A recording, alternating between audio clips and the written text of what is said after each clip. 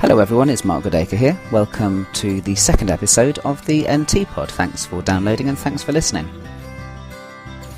We're going to take as our topic this time the Apostle Paul, and one particular aspect of the Apostle Paul, his letter writing. Now, even using the term letter writing can mislead us about what actually happened when Paul engaged in what we call letter writing. The thing is, we very quickly imagine Paul sitting down at a desk or somewhere else and scratching out his particular epistle, thinking about it as he goes, but it's him physically doing the writing. One of the reasons I think that we think like this is that there are great paintings like Rembrandt's Apostle Paul in prison, where he's sitting there. He's got his dusty old shoes, tired from hours and hours of walking on one side. He's got a Bible and other documents on another side, and he's frowning as he thinks about how to compose the epistle to the Romans. Now, beautiful and striking though pictures like that are, they don't represent the reality of the way that Paul actually did his physical letter writing.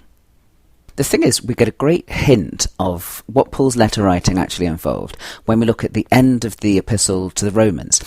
If you scroll your way right to the end, to Romans 16 verse 22, there's a great moment where it says, "I, Tertius, who wrote this epistle, salute you in the Lord."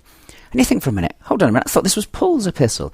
But the thing is, what we're getting here is a greeting from the scribe who is actually doing the writing. It's almost a little cheeky moment. I like to think that perhaps Paul didn't even know that he'd done that, and he just kind of popped his head up for a little minute going, "Look, here's me, it's Tertius."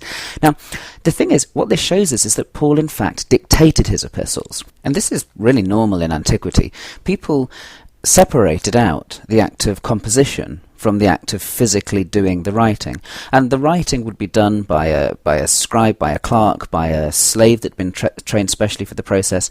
And Paul seems to have his own person that he uses to do this. So he is not himself thinking onto the piece of paper. We're all too familiar these days with the idea of composing and then scribing, or in our case usually typing at the same time. But that's different from the way that people did things in antiquity. And when we imagine the authors doing things, we should imagine them doing things by speaking out these words, and the scribe like Tertius taking them down.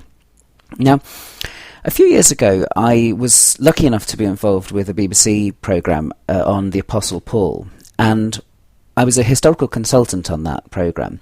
And one of the things that I really wanted to see in that programme, if possible, was when they came to Paul's letter writing. I thought, wouldn't it be nice if we actually saw Paul dictating his epistles rather than sitting at a desk? Because there's a sort of cliche of documentaries where people are seen sitting rather like kind of medieval scribes at a big old desk. And sometimes, to me, that's almost as anachronistic as having Robin Hood sitting at a laptop. But of course, if you're going to sell something as an idea, you can't just say, well, this is exactly how it would have happened historically. You've got to get some kind of dramatic side to it as well. And it occurred to me that one of the great things about having Paul dictating his epistles in a documentary when you're doing the reconstructions is you can actually hear Paul speaking his own words. So I said, look, we can have two things. We can have historical accuracy that Paul's dictating his epistles, but we can also have Paul depicted speaking out the words of the epistle in question. So it's more interesting to watch than seeing him scratching it out on a piece of papyrus.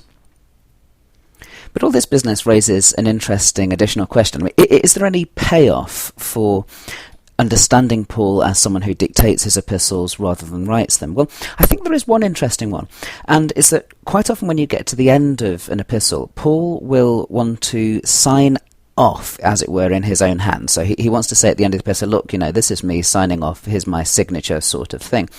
Now, when he gets to the end of his most angry, his most vociferous epistle, the epistle to the Galatians, there's a moment where you can really feel his anger kind of taking over, because what's happened in the epistle to the Galatians is that you've got a whole bunch of people who are Gentile Christians who are wanting to seal their righteousness, seal their membership of the people of God by getting circumcised. And Paul feels that this is singularly inappropriate, and the whole letter is about trying to rebuke them for this course of action. Now, when he gets to the end, he just seems to seize the pen from the hand of the scribe. The scribe isn't named in this one. Perhaps it was Tertius again, but we don't know. Whereas for the majority of the letter, he's kind of pacing around the room, dictating, what's going on about how these foolish Galatians, who's bewitched you, and so on. But right at the end, he says, "I'm going to write this last bit myself in my own hand." And as he takes the pen from the scribe in Galatians 6:11, he says, "See with what large letters I am writing in my own hand." And I feel it's almost like the moment where Paul uses the fact that he is not the scribe of the letter to really stress the importance of this last passage.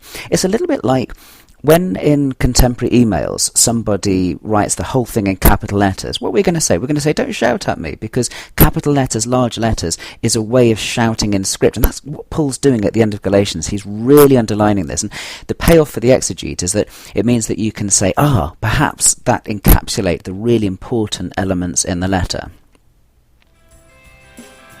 Well, thanks very much for listening to the latest NT Pod. I'd like to thank everyone that sent feedback on the first episode, all very gratefully received. I'll continue to be grateful for your feedback in the coming episodes. You'll find me on the web at podacre.blogspot.com. That's podacre.blogspot.com. Or you can just Google for the NT Pod. Or you'll find me on iTunes or on Duke University's iTunes U. Thanks again for listening, and I'll see you again soon.